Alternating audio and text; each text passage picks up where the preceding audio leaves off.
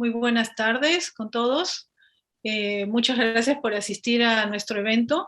Es el taller de cierre del proyecto PENIPA, mejoramiento de la calidad del agua utilizada en la crianza de truchas mediante el uso de pellets fabricados a partir de desechos de las conchas de abanico y langostinos para la remoción de metales pesados. Este proyecto ha sido desarrollado con el apoyo del PENIPA. A continuación voy a darle la palabra a nuestra directora del Instituto de Investigación Científica de la Universidad de Lima, la doctora María Teresa Quirós. Muy buenas tardes. Un honor poder cerrar o asistir a este cierre de un proyecto tan importante. Y digo tan importante porque es un esfuerzo de nuestros profesores y de nuestros investigadores en el Instituto de Investigación Científica que han postulado a un fondo externo con la finalidad de poder desarrollar este proyecto, en este caso financiado por el PENIPA, pero este proyecto que lo que trata de hacer es básicamente crear una alternativa económica y crear una alternativa tecnológica, digamos, para que en las piscigranjas puedan desarrollar un trabajo que, digamos, que saque los contaminantes para poder tener una mejor calidad de agua para las truchas, para que su carne sea mejor. Es decir, es un proyecto directamente relacionado con el apoyo a un sector económico y productivo, y esperamos con las conclusiones de este trabajo poder ofrecerles esas alternativas.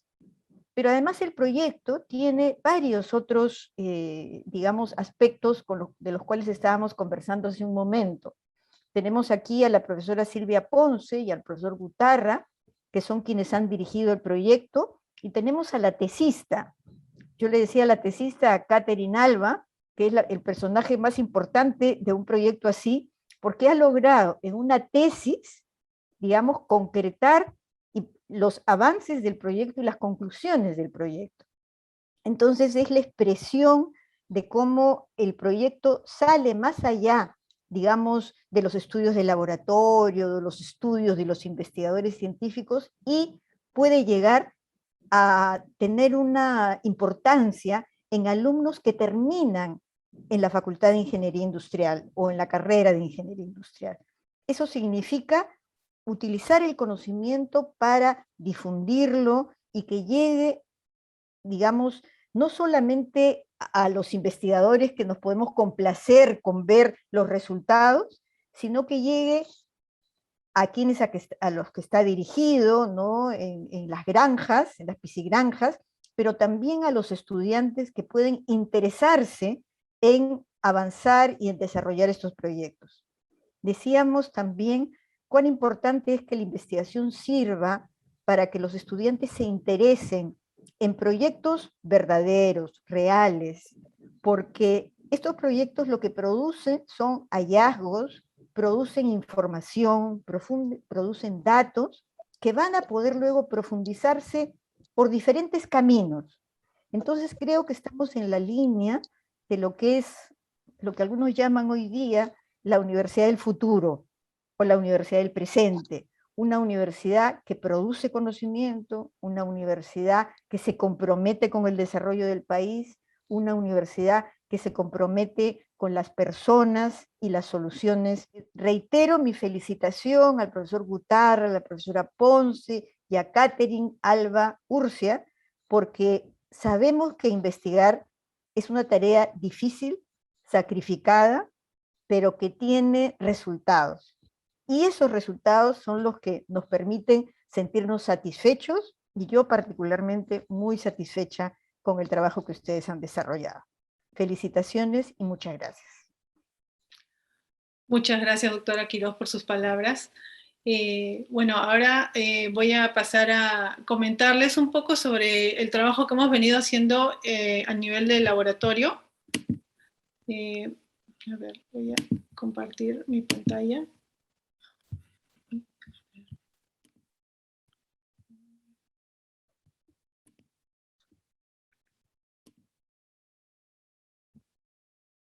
Entonces, para comentarles un poco lo que hemos ido avanzando en el proyecto, bueno, ya está culminado, ¿no?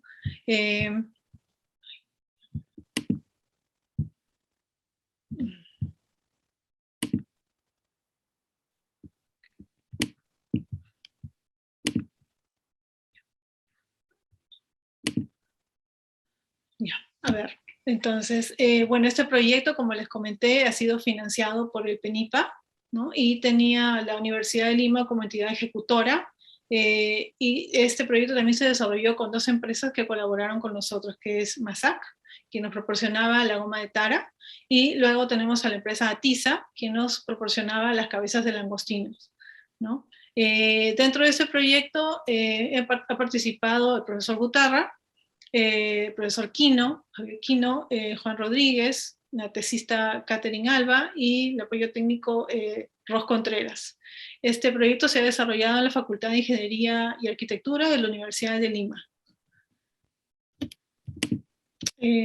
Dentro de este proyecto, bueno, como han visto en el título, ¿no? Está vinculado a lo que son las truchas, los langostinos y las conchas de abanico, ¿no? Entonces, el Perú es un país que tiene una gran variedad de productos hidrobiológicos, dentro de los cuales hay algunos que son los de mayor importancia por su calidad para la exportación. Dentro de ellos tenemos a los langostinos, ¿no? Como pueden ver ahí en el gráfico. Luego le siguen las conchas de abanico y por último las truchas, ¿no? Como pueden ver, es la mayor parte de lo que se exporta, bueno, por lo menos ese año, en el 2016, fueron los langostinos, ¿no? El país número uno que recibe nuestros productos, de este tipo de productos hidrobiológicos, es Estados Unidos, que recibe langostinos y conchas de abanico en mayor parte, ¿no? Congelados, que resulta ser un 66% de lo que se exporta. Bueno, como todos sabemos, ¿no? Las conchas de abanico, uno come la carne, ¿no? El animal en sí, y luego nos queda la concha, ¿no? Que eso no se puede, no es comestible, ¿no? Entonces, lo que se hace normalmente es eliminarlos y se van acumulando en los botaderos que tenemos en la costa de nuestro país, sobre todo en el norte, ¿no? En el distrito de Sechura, en las playas, ahí es donde se van acumulando. ¿Por qué se acumulan? Porque es muy difícil de reutilizarlos, ¿no? A veces se utilizan para adornos. Han habido otros intentos de utilizarlas, estas conchas, como carga en la fabricación de cemento, ¿no? De hacer algún material, ladrillos, ¿no? Molerlas y hacerlos así, porque la cantidad que se tiene de este residuo es muy grande, ¿no? Después tenemos también otro problema, que son no solo los langostinos, como pueden ver en la foto de abajo, también hay otros tipos de desechos, ¿no? Que se van acumulando, porque el langostino, lo que pasa es que si bien se exporta y se consume, pero la parte del animal que se consume es solamente las colas. Entonces queda la cabeza del langostino, que resulta ser un desecho, y también se acumulan en botaderos, ¿no? Entonces, la idea de este proyecto ha sido la reutilización de estos residuos para generar un producto nuevo, ¿no? Entonces, este proceso se conoce como economía circular, ¿no? Donde la idea es, como dice aquí abajo, reducir los desechos al mínimo. Es decir, tratar de utilizar todos los desechos para obtener un nuevo producto, y de ahí se obtienen otros desechos, tratar de llevarlos a otro producto, ¿no? La idea es tener la menor cantidad de desechos, ¿no? Entonces, trabajando con ese tema, lo que hemos hecho es utilizar ambos desechos para producir un material. Como pueden ver aquí en esa diapositiva, en el 2019, por ejemplo, se produjeron 110.000 toneladas métricas de langostinos, ¿no? De estos langostinos, el 40%, o sea, 44.000 toneladas métricas, son desechos que se fueron acumulando. Dentro de la estructura productiva que tenemos en nuestro país, la producción de la trucha es el 53%, luego tenemos la participación de los langostinos con un 28,7%, y en último lugar es las conchas de abanico con un 12%. Son los productos hidrobiológicos que más se producen, ¿no? Entonces, tratando de trabajar estos desechos, hemos obtenido estos pellets, que son los que ven aquí en la fotografía de abajo, ¿no? Entonces, ¿cómo hemos obtenido esos pellets? Entonces, acá les voy a mostrar un método así muy general de cómo hemos obtenido nosotros los pellets. En primer lugar, hemos obtenido, bueno, hemos recogido las conchas de abanico, ¿no? Solamente las valvas, ¿no? Y las hemos llevado a un tamaño para llevarlo a polvo, ¿no? Como dice allí, polvo de conchas. Lo mismo hemos hecho, bueno, no lo mismo, hemos hecho un proceso especial para llegar a obtener quitina a partir de las cabezas del langostino, ¿no? Muchas veces la quitina también se utiliza como alimentos de suplementos para animales, ¿no? Pero acá nosotros lo estamos utilizando como un absorbente, porque también tiene una capacidad para absorber contaminantes. Entonces decidimos juntar estos dos desechos y obtener un material, ¿no? En este caso tendríamos el polvo de las conchas, ¿no? Y luego tendríamos la quitina, ¿no? Obtenida a partir de las cabezas del langostino. Y obtenemos acá los pellets, ¿no? Aquí también entró lo que es la goma de tara, ¿no? Como binder para poder formar los pellets. Luego, una vez que hemos obtenido estos productos, tanto el polvo de las conchas, ¿no? Como la quitina, hemos pasado por un proceso de caracterización. ¿Cuál es la idea de la caracterización? Determinar si es que el producto que hemos obtenido, la quitina en este caso, que son las diapositivas que muestro, eran realmente quitina, porque uno puede hacer el proceso y al final resultó que no obtuvo quitina, sino otra cosa. Entonces, se hizo la caracterización, ¿no? Acá tenemos el análisis termogravimétrico, ¿no? Que nos permitió determinar cómo se iba descomponiendo esta quitina, ¿no? A lo largo del tiempo, ¿no? Desde el tiempo de la temperatura. Luego tenemos acá el análisis de difracción de rayos X, que nos permite saber si es que tenemos quitina o no. De acuerdo a la ubicación de estos picos, nosotros sabemos que es quitina, ¿no? Luego, un proceso similar se llevó a cabo con el polvo de las conchas de abanico, con el fin de saber qué componente era el mayoritario o qué componente teníamos nosotros presentes, ¿no? Que iba a ser la base de nuestro pellet y que iba a ser el absorbente. Entonces, aquí tenemos nosotros el análisis termogravimétrico. Entonces se calentó esta muestra de la concha de abanico, ¿no? Pulverizada, ¿no? Y se llevó hasta más de 800 grados y se ve aquí que hay dos cambios bruscos, ¿no? El primero, debido al agua, y el segundo, a la descomposición del carbonato que está presente en grandes cantidades dentro de estas conchas, ¿no? Acá tenemos los análisis que se hicieron de estas muestras, ¿no? Tenemos acá a temperatura, la primera temperatura ambiente, ¿no? Tenemos 94% de carbonato de calcio y 6% de argonita solamente. Pero luego cuando calentamos esto, llegamos a obtener óxido de calcio por la descomposición.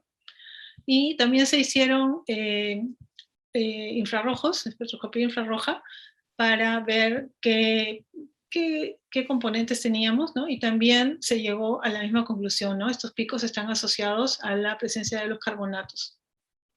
Entonces, con esto, nosotros ya, teniendo ya esta caracterización de estos materiales, ¿no? Sabiendo qué componentes teníamos, ¿no? Si es que realmente habíamos obtenido lo que esperábamos, empezamos a trabajar en la fabricación de los pellets, ¿no?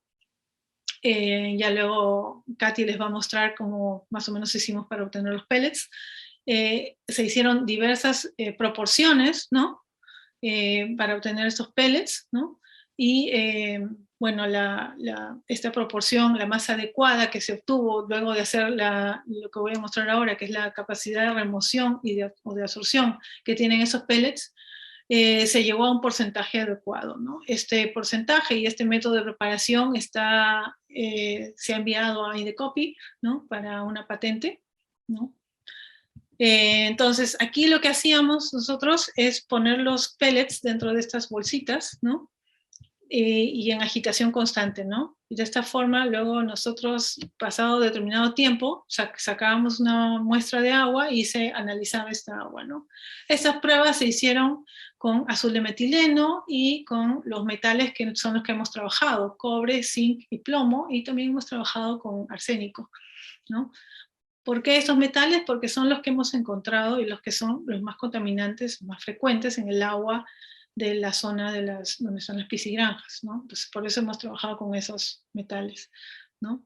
Entonces, hemos trabajado mencioné yo azul de metileno. ¿Por qué azul de metileno? Porque cuando uno tiene este contaminante en el agua, uno agrega los pellets y es una forma muy sencilla de determinar visualmente si es que el pellet absorbe o no el contaminante, ¿no? Entonces el agua pasa de azul a transparente, ¿no? Entonces uno ve si realmente es eficiente o no, ¿no? Entonces esas medidas también se hicieron. Acá tenemos nosotros, luego de la prueba de laboratorio, ¿no? Se hizo un escalamiento, ¿no? Pequeño acá, ¿no? Es un sistema continuo. Acá esto es un filtro, ¿no? Que se puede hacer más grande, y dentro del filtro están los pellets, ¿no? Entonces se colocó agua contaminada con estos metales, ¿no? Se hicieron medidas con 2 ppm, con 10 ppm, y como pueden ver ustedes aquí, se puede ver que la remoción llegó a 0, ¿no? En algunos casos. En este caso, el del cobre, todavía le faltaba un poco, ¿no? Pero bajó bastante, ¿no? Nosotros hemos obtenido porcentajes de remoción para los 2 ppm por encima del 80%, 76% es el que menos se ha removido, pero los otros están muy por encima, ¿no? Por si acaso, 2 ppm es una concentración alta para esos metales, entonces esperamos que en condiciones reales esto sea mucho más eficiente.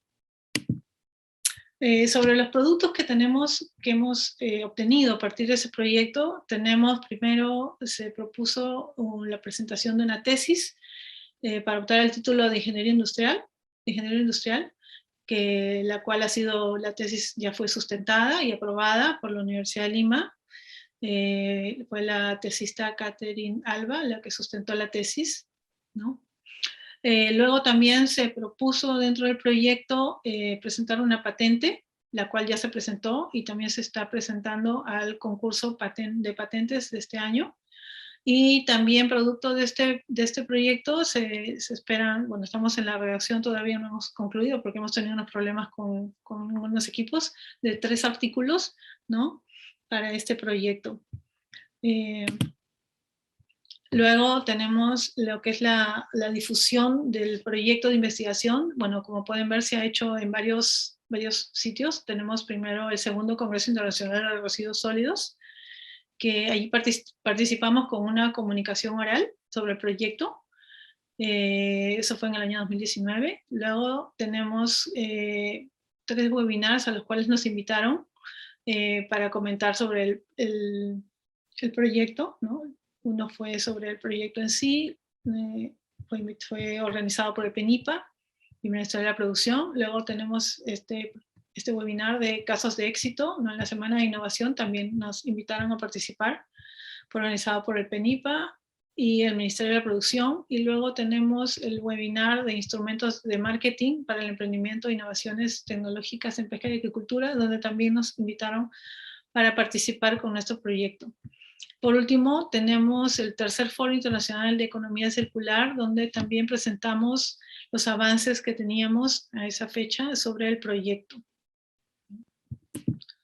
Bueno, por último, quisiera agradecer al PENIPA por la subvención para este proyecto, ¿no? Que pensamos que ha sido exitoso, porque hemos obtenido, bueno, en principio pensábamos poder sacar un artículo, al final van a resultar siendo 3, ¿no?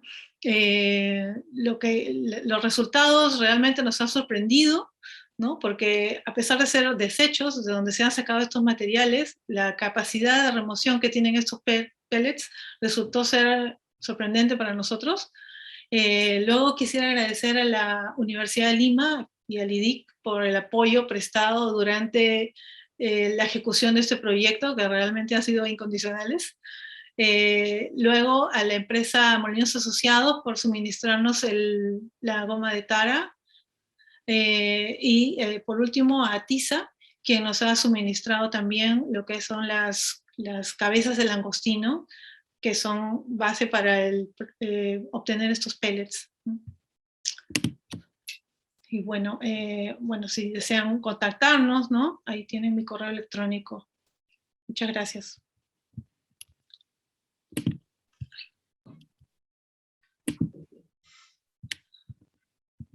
Bueno, continuando con con el taller de cierre. Ahora le doy la palabra al doctor Abel Gutarra, quien nos va a comentar un poco sobre los experimentos, la caracterización, y un poco, pongo yo, las absorciones también sobre el proyecto. Adelante, Abel.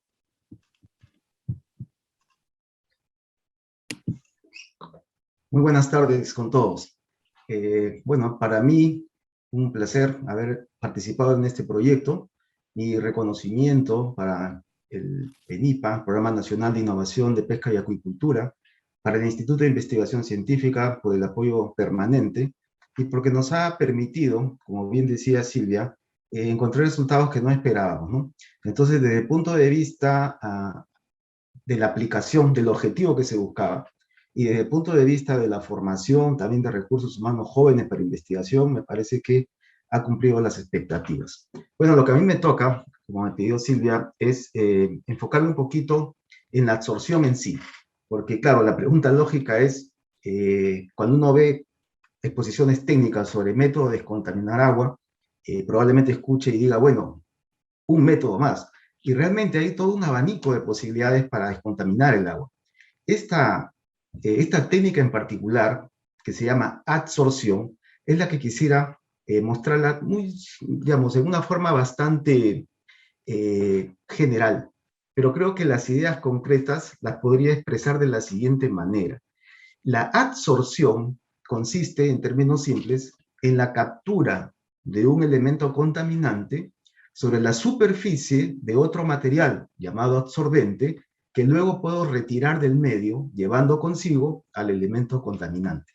Bueno, digamos que ese es en términos generales el método de la absorción.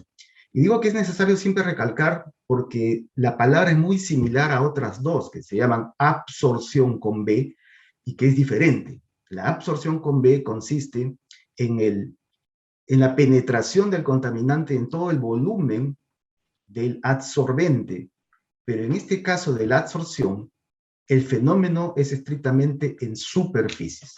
Entonces, digamos que en el lenguaje técnico, cuando se habla de la adsorción, el esquema típico es el de una partícula en cuya superficie se van a alojar los elementos contaminantes, que en este lenguaje técnico se le llama adsorbato.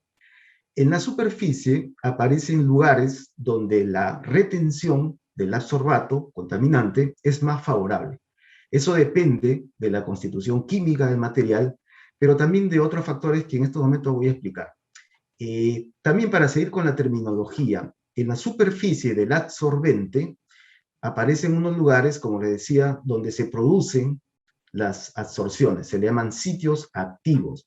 Esos sitios activos pueden estar ocupados porque ya se produjo la captura, pero podrían estar esperando la presencia de un contaminante para alojarse en ese lugar. La absorción es un fenómeno que se puede dar por multicapas. Por ejemplo, una capa de absorbente se posa sobre la anterior y sucesivamente. También pueden haber otros tipos de absorción donde solo se forma una capa de absorbente en la superficie, del adsorbato en la superficie. Entonces, eso depende mucho de cuál es la naturaleza química del material. Entonces, en términos generales, consiste en eso. Un material que pueda capturar a las partículas con alta eficiencia. Esos materiales comúnmente en el mercado se venden como carbones activados, zeolitas, arcilla, y la quitina es la alternativa que hemos escogido en este experimento. Los contaminantes son variados, ¿no? Pueden ser metales pesados, ¿no? Como los que hemos trabajado en este proyecto, algunos colorantes que son compuestos orgánicos como el azul de metileno, otros productos químicos contaminantes como fenol, etc. Esos son los adsorbatos cuya presencia causa la contaminación y el propósito es retirarlos del medio. Ahora bien, aquí hay unas características que hacen de la adsorción una de las alternativas más buscadas para captura de contaminantes. En primer lugar, la superficie de un material es importantísima. O sea, no hay que pensar tanto en el tamaño de la partícula que va a capturar, sino en la superficie que tenga. Y esto, la razón es muy simple, porque los átomos que se encuentran en la superficie de un material son distintos a los átomos que están en la parte interna. Un átomo en la parte interna tiene a todos sus vecinos completos, digamos, tiene toda su vecindad estructurada, tiene un estado energético estable. Sin embargo, un átomo que esté en la superficie tiene una situación peculiar, totalmente distinta, porque ha perdido vecinos, ¿no? Después de la superficie no hay nada. Y entonces su estado energético es inestable. Él busca compensar la carencia de vecinos atrapando contaminantes o moléculas diferentes que puedan satisfacer esa necesidad energética de estabilizarse. Entonces, esa es una idea importante para definir qué es la absorción. La superficie es clave. Obviamente también qué tipo de átomos constituyen el absorbente. Por eso la naturaleza química es muy importante. Entonces son los grupos funcionales los que producen capturas más eficientes, algunos más que otros. Un tercer factor importante es el tamaño. Y aquí viene pues toda la corriente de la nanotecnología, porque el concepto es muy simple. Si uno reduce el tamaño de las partículas, el área que obtiene es mayor. Es decir, es un cálculo muy simple. Si ustedes tienen, por ejemplo, 1 gramo de una partícula de plomo, una esferita de plomo de 1 gramo, le calculan el área. Muy bien. Ese mismo gramo lo parten en 4 esferitas y ustedes suman las áreas de las 4 esferitas, les da un número mayor que el área de la esfera única. Entonces, mientras más reduzcas el tamaño, el área disponible se multiplica miles de veces. Por eso la nanotecnología ya de por sí tiene una ventaja respecto al resto. Mientras más chiquito, más área disponible, más superficie para la captura. Y la otra cuestión muy importante, sobre todo para el proyecto nuestro, es la porosidad. Porque no basta con la superficie exterior, sino que si las partículas del material absorbente tienen cavidades, tienen poros, el poro también es una área extra en donde las partículas del contaminante se pueden alojar y quedar impregnadas, ¿no? De manera que este es el principio por qué la absorción se puede convertir en una herramienta eficiente. Además, hay una explicación o una ventaja también práctica. Miren, por ejemplo, aquí hay varios métodos, ¿no es cierto? Hay la coagulación, etcétera, etcétera. La fotocatálisis. Todas tienen sus ventajas. No es que este sea el método. Cada uno en su lugar y su propiedad. Pero una gran ventaja que tiene este método es que uno puede retirar las partículas que puso o el elemento, el absorbente que puso con el contaminante y ya disponerlos en un lugar donde puedan ser tratados. Entonces, el retiro del contaminante con el absorbente, en este caso de la absorción, tiene ciertas ventajas con otros métodos, en el cual se precipitan en estado líquido, por ejemplo, y después sacarlos es todo un problema tecnológico. Entonces son las ventajas más comunes porque la absorción es un método importante, interesante, con algunas ventajas para retener contaminantes. Bien, entonces, expuesto el tema, les recuerdo cuál es el propósito del proyecto, ¿no? El propósito es extraer la quitina, como ya hemos dicho, de los moluscos, del langostino en particular, extraer también la calcita, el carbonato de calcio, que es un producto mineral biológico, cosa que no deja de llamar la atención, cómo un organismo vivo puede producir este mineral, que lo encontramos como depósitos mineros, ¿no? De la misma naturaleza, pero producido por una especie viva. La combinación de ellos, con el propósito de hacer un pellet, no basta. O sea, 2 polvos secos compactados no te dan un material que resiste la presencia del agua. Entonces, es necesario agregarle un material viscoso que les dé cierta conformación viscosa, para que al ser alojados en una matriz y prensados, uno pueda darle la forma del pellets. Entonces, la formación del pellets necesita un auxiliar que le dé la consistencia adecuada para obtenerlos en formas cilíndricas o en la geometría que uno quiere. Entonces, estos son los 3 elementos que son necesarios para fabricar los pellets. Ahora, cada uno tiene su función, como digo. Ese es importante. El tema es, dentro de estos 3 elementos que componen el pellets, ¿los 3 son absorbentes? ¿Uno más que otro? ¿O es uno el que predomina? Entonces, las primeras pruebas fueron enfocadas en eso, tratar de evaluar cuál de los 3 elementos, si no los 3, tienen la capacidad de absorber el contaminante. El tema de la quitina ya es bastante estudiado, o sea, se sabe que la quitina tiene esa propiedad absorbente, porque es una molécula que tiene ciertas características químicas adecuadas para eso. Tiene estos grupos funcionales de la acetamida, es una estructura muy frecuente en la naturaleza de la quitina, esta molécula, es muy parecida a la celulosa, solamente reemplazando estos grupos de acetamida por OH, tenemos la celulosa, de manera que ya es un campo familiar para nosotros al haber trabajado en celulosa ya hace algún tiempo. Entonces, estas son las especies químicas en la superficie que se esperan que de parte de la quitina capturen los contaminantes. Aproximadamente, en los langostinos hay un 30-40% de proteínas. También está la presencia de carbonato de calcio, y quitina tiene alrededor de un 20-30%. No son valores promedios estándares. Uno de los detalles interesantes que salieron en el proyecto es cómo poder monitorear la calidad de la quitina de una forma rápida. Y para eso se usó el análisis termogravimétrico, que en realidad consiste en calentar la muestra y ver qué residuo le queda. Por ejemplo, al comienzo, las pruebas que se hicieron eran obtener quitina por el método convencional, que era aplicar un ácido fuerte, el ácido clorhídrico, hidróxido de sodio, y entonces uno observaba que después de calentarlo, la masa que quedaba como residuo era muy baja, apenas un 20%. ¿Qué pasó con el 80%? Ese 80% de la quitina fabricada fue el material no útil, o sea, todas las proteínas, todo el carbonato que no lo necesitaba. De manera que aquí se ve que efectivamente se puede conseguir una quitina de alta pureza. ¿Pero a costa de qué? De usar un químico muy fuerte, todas las consecuencias contaminantes que tiene. Entonces, en el trayecto se empezaron a sustituir estos métodos por unos un poco más amigables. Se cambió el ácido, por ejemplo, de clorhídrico a ácido acético, y se obtuvo efectivamente que ya no bajaba tanto, es decir, todavía quedaban algunos residuos de proteínas, porque esa es la explicación de esto. Todavía quedan algunos residuos, pero aún así veremos que con esos residuos tiene alta eficiencia para la absorción. Y finalmente se decidió por hacer el método biológico usando enzimas, donde se minimiza el uso de los ácidos, bajas temperaturas y todas las ventajas que probablemente después Katy explique, ¿no? Y bueno, entonces, este es un tema interesante de cómo la quitina con ciertas características puede ser útil para unas cosas y quizás para otras no. Pero para absorber contaminantes es útil tal como la hemos obtenido. La otra característica importante de la quitina es su estructura cristalina. Esto también se analiza con rayos X, algo de esto ya mostró Silvia, pero digamos, se puede cuantificar, existe toda una teoría para esto, y podemos monitorear la calidad de la quitina que vamos obteniendo en el laboratorio. Lo mismo con infrarrojo, ¿no? Como bien decía Silvia, ahí la presencia de este grupo funcional de acetamida te garantiza que tienes la quitina, porque en el proceso podrías haber derivado en otras especies.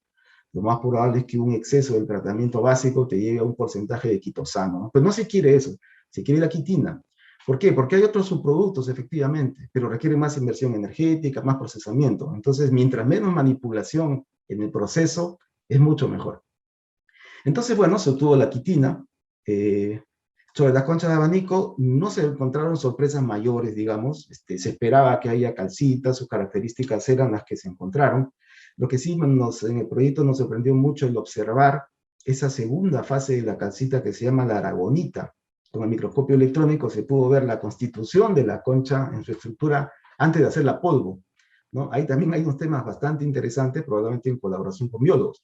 Pero la caparazón, la concha de abanico, no solo tiene la calcita convencional, con una estructura muy definida, sino que además tiene una fase bien interesante, que también es carbonato de calcio, pero con otra estructura que se llama aragonita. Me parece que abunda esto en las perlas, ¿no? Pero bueno, entonces, caracterizaciones de las conchas de abanico, más o menos se esperaban lo que se pronosticaba. Los primeros resultados que les puedo mostrar son de la absorción del colorante ya del azul de metileno, ¿no? Es un colorante catiónico. Y aquí les voy a mostrar cualitativamente más o menos cómo se está comportando. Esta es una foto de la quitina biológica que se fabricó en el laboratorio. Y esta es una muestra de agua con el colorante. Este es el estado inicial. La idea es que la inclusión del material absorbente debe retirar lo más posible la cantidad de colorante. Entonces la quitina biológica del laboratorio aquí se ve como en primer lugar se precipita, pero lleva consigo gran cantidad de colorante. Entonces blanquea el agua. También es interesante ver que esta quitina, como también se esperaba, no se disuelve. Y esa es una ventaja, el que no se disuelva, porque uno lo puede retirar, o sea, mantiene su consistencia en el líquido, ¿no? Al formar parte del pellet también mantiene su consistencia. Entonces, cuando pusimos la concha de abanico, hay cierta absorción, pero el agua todavía está azul. Entonces no se ve que haya mucha eficiencia con la concha de abanico. En la goma de tara tampoco, ¿no? Entonces su función es otra. Digamos entonces que el núcleo absorbente del pellet lo constituye la quitina, ¿no? Entonces hay que focalizar ahí a obtener una quitina que tenga las mejores condiciones de absorción. Bueno, en el laboratorio siempre usamos como referencia la arcilla activada, ¿no? Lo pongo como una referencia. Aquí pueden ver la capacidad de absorción que tiene una arcilla activada, que deja prácticamente transparente el agua con el colorante, ¿no? También hacemos arcilla activada en el laboratorio. Entonces, estos son primeros resultados cualitativos. Ya cuantitativamente lo que se hace es transformar esta manifestación visual de la descontaminación en ecuaciones y en fórmulas, en técnicas como la espectroscopía, ¿no? Estos son gráficos típicos donde la intensidad de este pico indica qué tanto colorante hay en el medio, y a medida que se baja por la presencia de los pellets, se ve que el agua se está poniendo más transparente por estar reteniendo más el contaminante, ¿no? Entonces también hay algunas curvas teóricas que manifiestan eso cuantitativamente. También se trabajó bastante con las proporciones ideales de quitina y de concha de abanico y de la goma de tara, ¿no? O sea, estos son productos de varios intentos por optimizar las concentraciones. Estos son resultados de enero, ¿no? Bueno, aquí también hay una muestra gráfica muy buena, ¿no? En el que también es sorpresivo que la quitina biológica desarrollada en este laboratorio, en nuestro laboratorio, supera la quitina industrial. Esta es una quitina comprada, ¿no? Si no me equivoco, Silvia, por ahí estuve mirando los costos. Esto estaba costando como $170 por 100 gramos, una quitina industrial. Y se ve que la capacidad de retirar el colorante del medio es muy baja, ¿no? Prácticamente todas las muestras tienen la misma coloración. Sin embargo, la quitina biológica que hemos fabricado, aquí sí se ve que en unas pocas concentraciones de quitina ya el agua está transparente. Estas muestras ya están listas para medirse en el espectrofotómetro, que es el aparato que te dice ya cuánto puedes absorber con el material que has fabricado. Respecto a los metales, también los resultados han sido muy buenos. Todavía están para pulirse en el sentido de que ustedes saben que en medidas experimentales hay que reportar siempre una incertidumbre. ¿A qué me refiero? A que tiene que haber una evaluación estadística de muchas repeticiones en el experimento para dar un número confiable. Y en ese proceso estamos, ¿no? En la repetición, en la repetición, en la repetición, hasta confirmar valores. Acá hay una curva que es un poco antigua de arsénico, la absorción de arsénico versus el tiempo de los pellets, ¿no? Y aquí una concentración de 0,1, que es el límite máximo permitido en efluentes mineros. Entonces de ahí se logró bajar hasta 0,08. Yo estoy seguro que con las muestras actuales esto se supera largamente. Estamos para hacer ese tipo de mediciones ahora. Y se puede bajar incluso por el 0,01, que es el permitido en agua potable, ¿no? Que ahí el nivel de exigencia es muchísimo mayor. Pero de todas maneras es una buena indicación de que para arsénico ya sí podemos bajar tranquilamente el nivel de contaminación requerido para efluentes mineros. Y en el caso de los metales como del cobre, plomo y zinc, aquí está, esta es una curva que mostró Silvia, yo presento las dos. Una fue a concentraciones iniciales de 2 ppm, que es bastante alto, y se ve pues, claramente que los tres metales a la vez, eso también es una cuestión teórica interesante, ¿no? Porque normalmente uno evalúa absorciones de metales individuales. Aquí el experimento fue poner los pellets en contacto con los tres metales simultáneamente, y los tres metales fueron absorbidos por el pellet. Aquí se ve, ¿no? El cobre, el zinc, cae bruscamente desde 2 hasta casi 0 en el caso del plomo, y cuando se pusieron concentraciones muy altas, ya estamos hablando de niveles de contaminación bastante altos, también, ¿no? A partir de 10 ppm se nota que hay bajadas, que en el caso del plomo llegan prácticamente hasta 0. Entonces, y aquí ya se satisfacen los límites máximos permitidos. Por ejemplo, para el cobre es de 2, ¿no? 2 de acá, estamos bajando muchísimo más. Para el caso, a ver, del zinc es de 3, nosotros hemos bajado sobrado, ¿no? O sea, ya totalmente se cumplen los límites máximos permitidos en este caso de estos tres metales. Bueno, entonces, estos resultados que son muy buenos, lo que queremos es repetirlos más, ¿no? Repetirlos, hacerlos individuales, cambiar otros metales, etcétera, y toda la gama de posibilidades que vienen. Bueno, yo termino simplemente diciendo un poco los retos que aparecen desde el punto de vista un poquito más técnico, ¿no? Técnicamente hay modelos un poquito sofisticados para describir, digamos, analíticamente, matemáticamente, todo este proceso de captura del que les he comentado, ¿no? Yo he hecho una descripción bastante, digamos, ligera, rápida, ¿no? Digamos, gráfica del proceso, pero cada cada punto de la absorción, desde que el contaminante se va aproximando al absorbente, desde que se transporta, ingresa a los poros, es retenido, es desorbido, paredes internas, etcétera, la influencia de la temperatura, la acidez del medio, etcétera, todos esos parámetros tienen modelizaciones bastante sofisticadas. Nosotros hemos encontrado experimentalmente que hay una profundidad de penetración, por ejemplo, del colorante. Queremos ver cómo prolongamos de manera que todo el volumen participe en la absorción y no solamente la superficie de los pellets, ¿no? Ahí hay bastante trabajo teórico también para seguir desarrollando. Muy bien, creo que eso es todo lo que quería decirles. Muchas gracias. Muchas gracias, Abel, por tu exposición. ¿Puedes dejar de compartir, por favor? Sí, sí, ahí voy, un segundito. Listo. Ya, gracias. Bueno, ahora vamos a escuchar a la tesista, Catherine Alba, quien ya ella sustentó, como les comenté, su tesis. Y ahora es la ingeniera Alba. Bueno, adelante, Katy.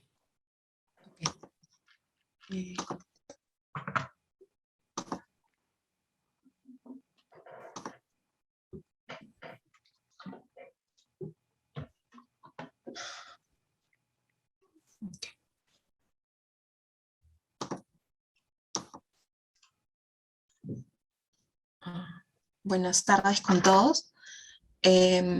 Este fue el tema de mi tesis también. Es el estudio de la viabilidad técnico-ambiental de la aplicación de pellets basados en valvas de conchas de abanico y exoesqueletos de langostinos como absorbentes para la remoción de metales pesados en agua. La tesista, quien les habla, y mi asesora, la profesora Silvia Ponce Álvarez.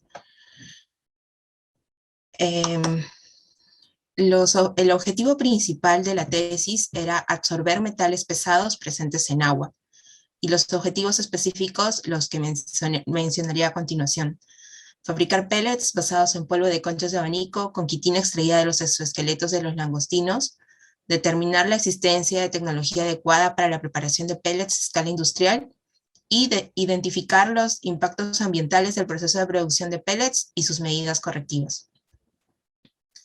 ¿Cuál es la problemática? Y lo que queremos enfocarnos, en lo que queremos enfocarnos de lo que nació todo. Este es un derrame que ocurrió en Huancavelica, producto de el responsable fue Orran en 2019, y en esta imagen se pueden observar personas reclamando por la intoxicación con metales pesados alrededor de Junín, Huancayo. Esto se dio en mayo del 2021. ¿Por qué estos metales? Si vemos en este cuadro, el cobre es el metal que más se elabora. El cobre es la reserva que nosotros tenemos y más abundante, y que representa el segundo lugar en Latinoamérica y el tercer lugar en el mundo. Con el plomo tenemos el primer lugar en Latinoamérica, el quinto en el mundo, y el zinc el primero en Latinoamérica y el tercero en el mundo.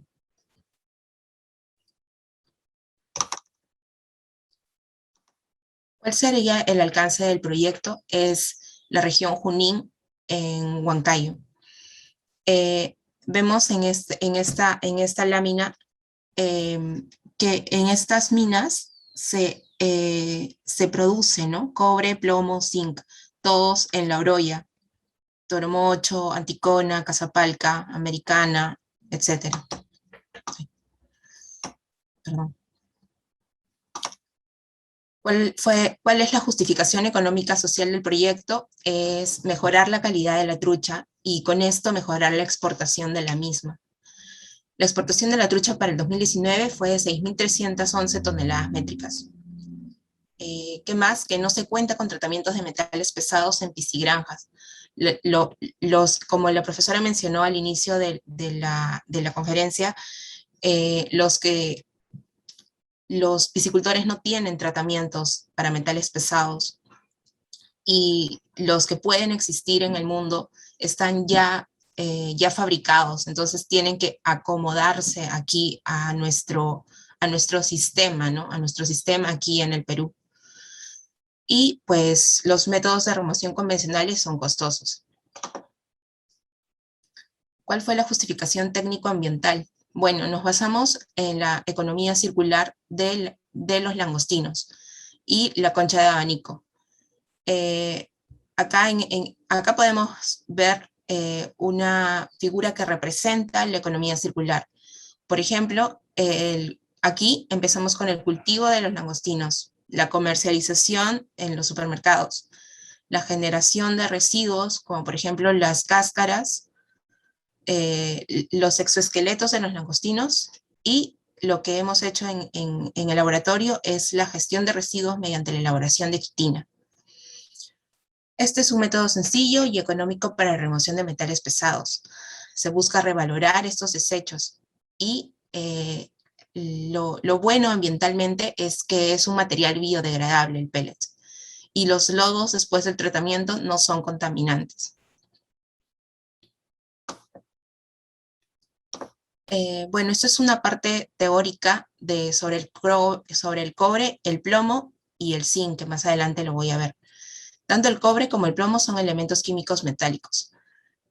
Bueno, el cobre se utiliza más para la industria eléctrica, en la fabricación de alambres, monedas, utensilios diversos. Tiene una coloración rojiza parda. El plomo se puede utilizar para las pinturas, para la gasolina también, y tiene una coloración, bueno, gris azulada. Es dúctil, es pesado, es maleable. Lo encontramos de esta manera en la naturaleza. Este es el zinc, es un elemento químico metálico también. Se utiliza para el galvanizado, para fabricar latón y bronce.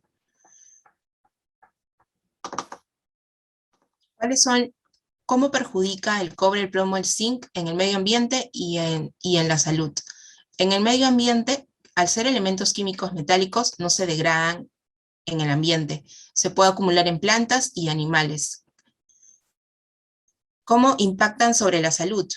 En altas dosis el cobre puede causar anemia, daño al hígado. ¿Cómo puede causar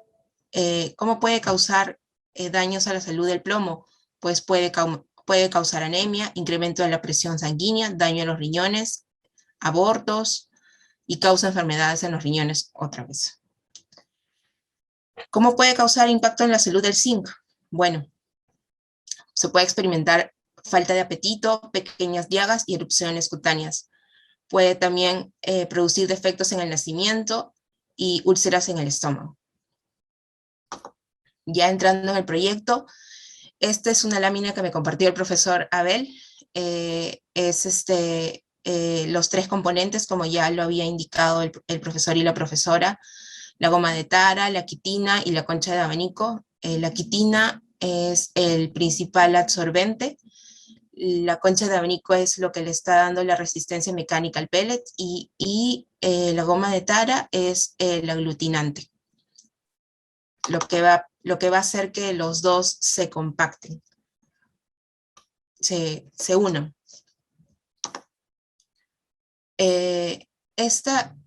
Aquí voy a hablar un poco sobre la quitina. La quitina es el segundo biopolímero más abundante luego de la celulosa. Es bioabsorbente, biodegradable, no tóxico, insoluble en agua y remueve metales pesados, como ya lo había mencionado el profesor Abel. En los experimentos estamos utilizando la especie Penaeus banamei. ¿Por qué la especie Penaeus banamei? Porque es la de mayor comercialización, por su sabor, facilidad y economía al cultivar. En Tumbes y en Piura se cultivan en gran escala. Y bueno, este es un cuadro que ya la profesora lo había mostrado, donde se puede observar que la especie acuícola más exportada fue los langostinos en el 2019, contribuyendo el 70% dentro de las otras especies, como la concha de abanico y la trucha. El país de mayor consumo es Estados Unidos, la Unión Europea y Japón. El marco teórico sobre las conchas de abanico. Aquí podemos ver las valvas. Para hablar de las conchas de abanico tenemos que especificar que es el principal componente de carbonato de calcio dentro del pellet.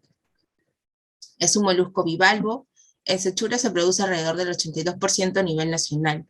Para que se exporte esta especie tiene que llegar a 7 centímetros de longitud. Se necesitan 9 meses para su comercialización, 9 meses de cultivo, y como se observa en esta lámina, las partes comestibles son la gónada, que es esta partecita de acá, y el tallo, que es esta partecita de aquí, la partecita blanca. Y bueno, la exportación para el 2019 fue 11.342 toneladas métricas. Vamos a pasar a la parte del diseño experimental, lo que se hizo en el laboratorio.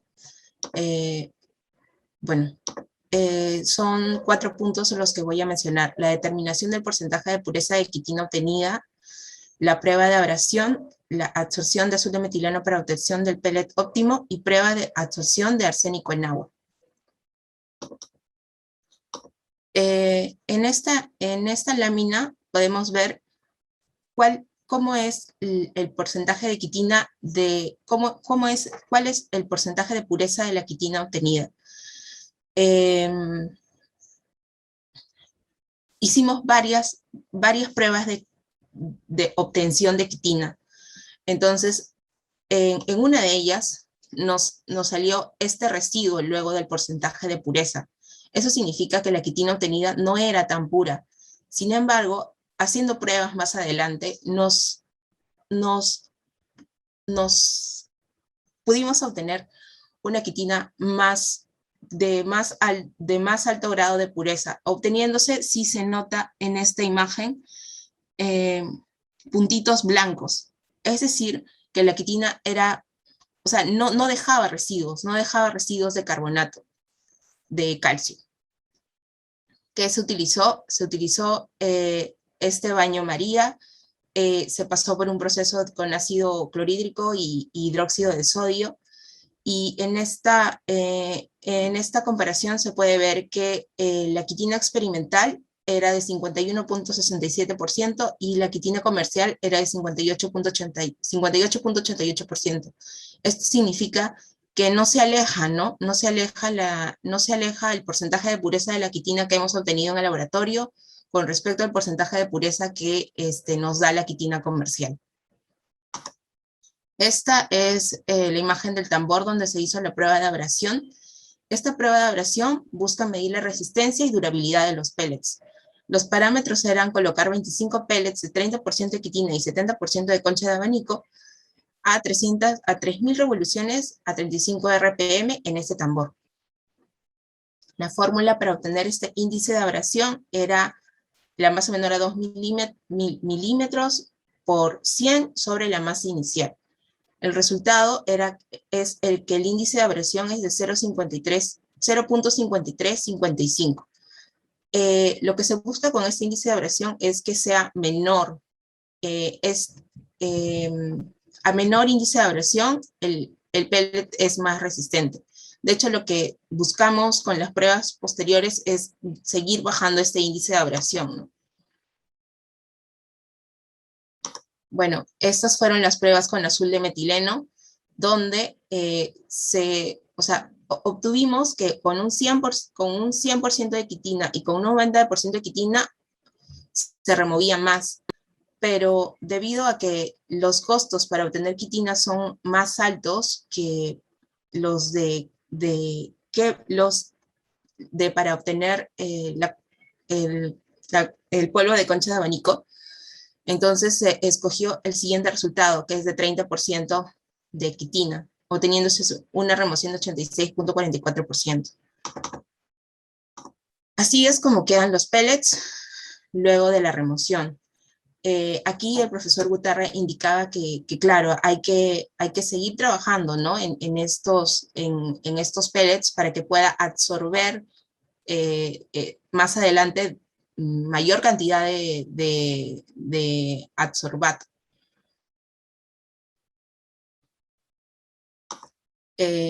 Aquí este ya es un cuadro que la profesora presentó, donde se puede observar, ¿no?, cómo baja la concentración desde 10 ppm hasta casi 0 ppm en el caso del plomo, en el caso del zinc y menos un poco menos en el caso del cobre. Esta es la tecnología para la producción de quitina, la tecnología existente para la producción de quitina. Se necesitaba una balanza industrial, una licuadora industrial, para reducir el tamaño de los langostinos, un reactor con chaqueta y agitador para poder realizar el proceso de hidrólisis, y luego también el proceso con el ácido para la desmineralización. Este es el filtro prensa que se usa para separar la parte sólida de la parte líquida. Esta es la tecnología existente para la producción del polvo de concha de abanico. A nivel industrial se debería utilizar una lavadora industrial que ya existe en China, en Japón. Esta es una trituradora de mandíbula para reducir en primera instancia el tamaño de la concha de abanico.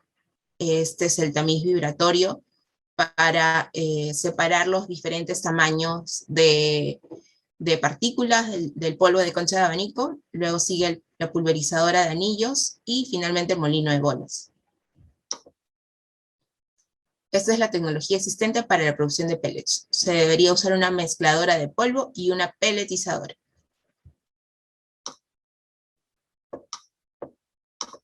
Bueno, esta es la matriz causa-efecto del proceso de producción. Aquí se puede observar que en el lavado después de la hidrólisis y de la desmineralización, tanto como en el lavado de la concha de abanico, se puede tener una mayor contaminación por aguas de lavado, pero esto es entre comillas, porque al utilizar nosotros componentes orgánicos y saludables con el medio ambiente, pues este grado de afectación con el medio ambiente disminuye, ¿no? Este grado de contaminación con el medio ambiente disminuye. Estos son los impactos y medidas correctivas que se podrían tomar por la contaminación del proceso de producción. Por ejemplo, para el lavado después de hidrólisis y desmineralización, el impacto sería la contaminación por aguas de lavado. ¿Qué se podría hacer? Bueno, neutralizar, ¿no?, las aguas tanto de la hidrólisis, que es básica, con el desmineralizado, que es ácido. Por ejemplo, en la disminución del tamaño de las conchas de abanico, se bota un montón de polvo, un montón de partículas. Entonces, es necesario utilizar en la fábrica o en la planta de producción una extractora de aire y una aspiradora industrial. Igual, ¿no?, en el lavado después de la hidrólisis y desmineralizado, se podría neutralizar en el lavado de las conchas de abanico, que también se puede neutralizar con las aguas, se necesita utilizar un ácido para poder lavar las conchas de abanico. Entonces se podría neutralizar con las aguas del lavado de la hidrólisis, por ejemplo, ¿no?, que es básica. Las conclusiones, gracias al experimento con el azul de metileno, se pudo obtener que el pellet más efectivo era el de 30% y 70% de conchas, 30% de quitina y 70% de conchas de abanico. Los pellets son capaces de remover el 99% de plomo, 93% de zinc y 80% de cobre en agua contaminada después de 24 horas.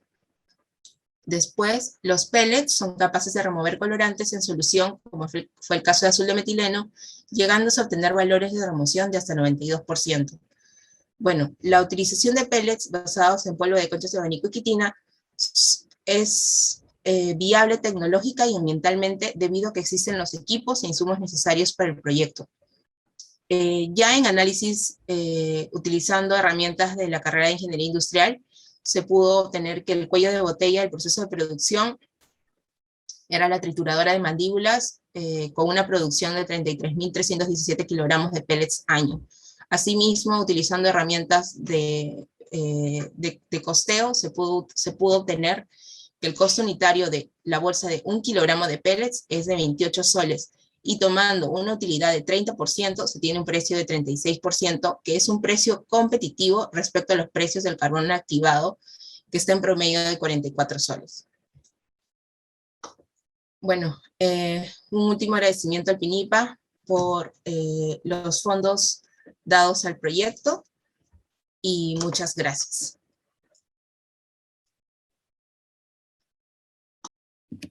Muchas gracias, Katy, por tu presentación. Bueno, ahora pasamos a las preguntas que, bueno, en realidad las hemos ido respondiendo, ¿no? No sé si alguien tiene alguna pregunta más. Hay una acá que dice, ¿cuánto es el tiempo de vida útil de los pellets?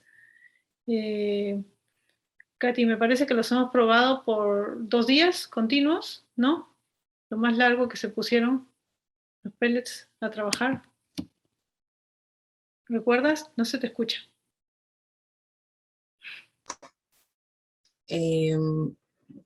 Bueno, depende mucho de la temperatura de secado. De hecho, a mayor temperatura de secado nos duran más. Eso es lo que estábamos viendo con el profesor también. Y es muy interesante, cuanto más se seca, dura más el pellet, ¿no? Sin embargo, la goma de tara, hay un problema con la goma de tara porque se vuelve amarilla o media marrón el agua cuando se calienta mucho el pellet. Pero sí lo hemos probado sí, 1 día, 2 días, creo, sí. De manera continua, ¿no? Uh-huh. Gracias, Katy. No sé si hay alguna otra pregunta del público. Acá hay una pregunta que dice, los pellets de langostino, los pellets comparados con el carbón activado, en cuanto a la diferencia de eficiencia de absorción, o sea, ¿cuál es la comparación? ¿No? La verdad que no hemos probado, no hemos hecho la comparación con el carbón activado, ¿no? Y los pellets. No, con los pellets no, con la quitina sí hemos hecho, hemos hecho pruebas, ahora último. No se ha hecho la comparación, ¿no? De hecho, el carbón activado es mucho más eficiente, ¿no? Pero el costo también es mucho más alto. Sí. Entonces, justamente la idea de ese proyecto es hacer un material que sea más económico, accesible, y además el carbón activado hay que importarlo. No, se haría con los desechos, ¿no? Entonces el costo, como ha mencionado Katy, es mucho, mucho menor, ¿no? Sí. ¿Alguna otra pregunta?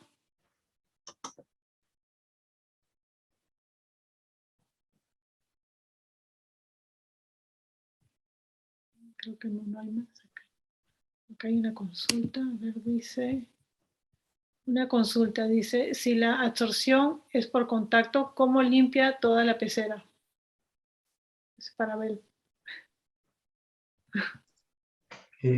No, los pellets son extraídos de la pecera, en este caso, de la piscigranja, ¿no? Son extraídos. Esa es la idea. Una vez que se produce la absorción, van a estar concentrados de manera que puedan ser retirados. Hay varias alternativas para eso, ¿no? Pueden ser portapeles tipo cartuchos, pueden ser cilindros, mallas, etcétera. Hay varias formas, pero no permanecen. Dice, No. pero absorben el agua que está alrededor. Sí, pero la cantidad es pequeñísima, ¿no? Sí. Los pellets son pequeños, miden 2 centímetros de largo y medio centímetro de diámetro, son pequeños. Soportan altas temperaturas, dice, ¿cuáles? No, ¿dónde está? Los pellets soportan altas temperaturas de efluentes industriales, más de 80 grados centígrados al ser aplicados. No hemos probado con agua. No se ha probado porque la idea eran piscigranjas, ¿no? O sea, no. Sería interesante probarlo, ¿sí? Sí, podría ser. Dice después, ¿cuál es la relación pellet-volumen de agua? Bueno, hemos trabajado hasta ahorita con 25 mililitros, ¿no, Katy? 50, sí, 50. Ay, 50. pero eso varía, ¿no? Depende. Sí. He probado para los análisis que se mandaron a analizar, fueron con cuántos pellets, ¿recuerdas? Sí, llegamos hasta 10 pellets, sí. Lo que pasa es que para hacer las absorciones se van cambiando las cantidades de pellets que se colocan. Y el tiempo también va variando, ¿no? Entonces son todas esas variables, ¿no? Por eso en lo que presentó Katy, ahí ella hace un estudio de cuánto se necesitaría, por cuánto tiempo, cuánto saldría el costo para hacer un tratamiento del agua. Exacto. Claro. La Ah, goma de tercera orgánica, ¿cómo contribuye? la goma de tara es un binder, ¿no? Siempre para hacer cualquier pellet se necesita un binder, algo que pegue, más o menos, ¿no? Entonces solo tiene esa función.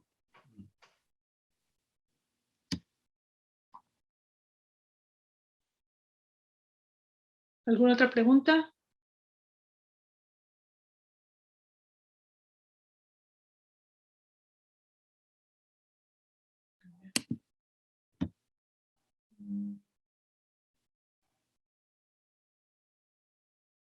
A ver, tienes unas preguntas para ti ahí, me parece. Dice, el profesor Abel mencionó que el carbonato de calcio solo de las conchas de abanico tiene poca capacidad de absorción, pero leí que con las conchas de mejillón calcinados llegan a 102 miligramos por gramo de capacidad de absorción con plomo. ¿Esto se puede hacer con nuestras conchas también? Mire, es una buena cantidad, 102 miligramos por gramo. Las arcillas activadas están llegando a 180, 190. Es una buena cantidad. Mi respuesta sería que estamos esperando ese numerito en las próximas semanas. ¿Cuánto es exactamente en miligramos por gramo? Porque justamente para eso se hacen las isotermas. Ahora, no debería haber tanta diferencia con respecto al mejillón, desde que la composición primaria en las conchas es el carbonato de calcio. Al menos para mí sería sorpresivo. No conozco mucha variedad de especies marinas, ¿no? Pero me gustaría posteriormente comparar con ese valor, ¿no? En la próxima semana tenemos el número específico ya. Buen dato. Sí, realmente se podría hasta comparar, ¿no? A ver, con diferentes conchas, que todos son desechos al final. Por lo menos las pruebas nuestras con el carbonato de calcio que hemos conseguido de las conchas de abanico, no ha habido buenos resultados para la absorción de colorante. Ya, no han sido buenos. ¿Alguna otra pregunta? Dice, se mezcló con quitinio industrial obtenido de las conchas. No hemos trabajado con quitinio industrial.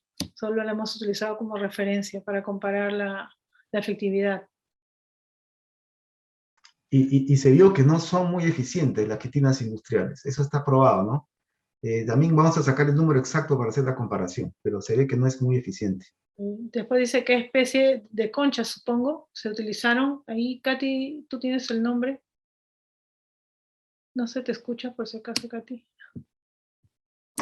Argopecten purpuratus, sí, es Argopecten purpuratus, es el nombre científico. Gracias, Katy. ¿Algún otro comentario? ¿Pregunta? Acá en las preguntas hay más preguntas. A ver.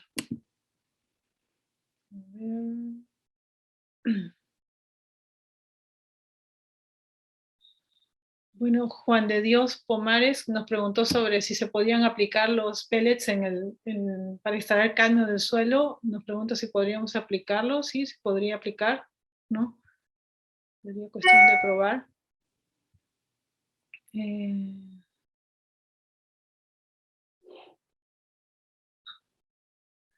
Gabriel nos pregunta, bueno, si quieres más información, Gabriel, sobre lo que estamos trabajando, dejé ahí mi correo electrónico en las diapositivas, pero si no, a ver.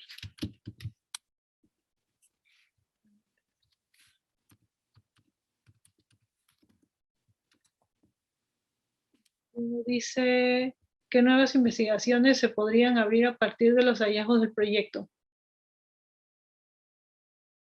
A ver. Bueno, hay varias, ¿no? Digamos, me parece interesante el análisis microscopio de la estructura de la concha de abanico, ¿no? Es una de tantas cosas, ¿no? Eso me parece bien interesante, porque la estructura propia del carbonato de calcio que está ahí podría ser subdividido, o sea, modificado un poco hasta convertirlo en nanopartículas de carbonato de calcio. Y a ese nivel de nanopartículas, ahí sí probablemente encontramos algunas capacidades de absorción que por el momento no las hemos revelado. Hay, si un participante hizo una pregunta bien concreta, ¿no? Sobre el tamaño, y bueno, ahí respondiste tú que es alrededor de micrómetros, pero la idea central es esa, ¿no? La reducción del tamaño transforma las propiedades del material. Si entras al campo de lo nanométrico, ya se transforma radicalmente. A veces son cambios sorpresivos. Eso me interesaría, a ver, por ejemplo, analizar más esa posibilidad. Lo otro es tratar de formar no solamente pellets, ¿no? Sino, por ejemplo, algunas estructuras laminadas, hacer películas de este material. Es un tema tecnológico porque la quitina tiene una ventaja que no se disuelve, pero a la vez es desventaja porque no puedo hacer película. Entonces es un material medio rebelde. Algunos dicen, no te das problemas, entonces mejoras quitosano, porque ese sí se disuelve. Pero una estrategia interesante es tratar de no procesar más la quitina. La quitina como está es el polímero natural, segundo más abundante. Y entonces tratar de combinarlo para que pueda ser, por ejemplo, termoformado, para poder usar un proceso de extrusión y poder hacer películas de ese material, ese tema me parece interesante, ¿no? Entonces todas las aplicaciones para empaques alimenticios y todo ese tipo de cosas. Por otro, para los teóricos acá hay modelos interesantes, porque no hay, digamos, el proceso de penetración del contaminante a través de una estructura que está compuesta por los poros del carbonato y para que llegue a alcanzar la quitina, que es toda una mezcla, ahí también deben haber modelos matemáticos bien interesantes para desarrollar.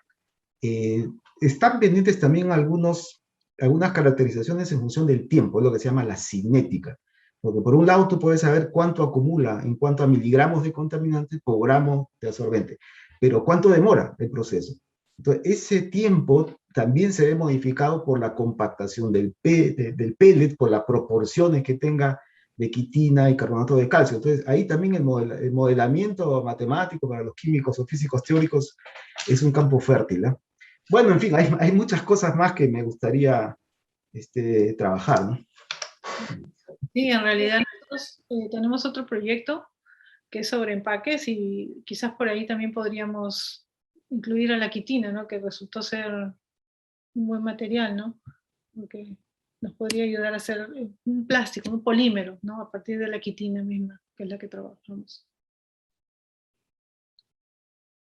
Bueno, si no hay más preguntas, muchísimas gracias por su atención, ¿sí? Y bueno, si quieren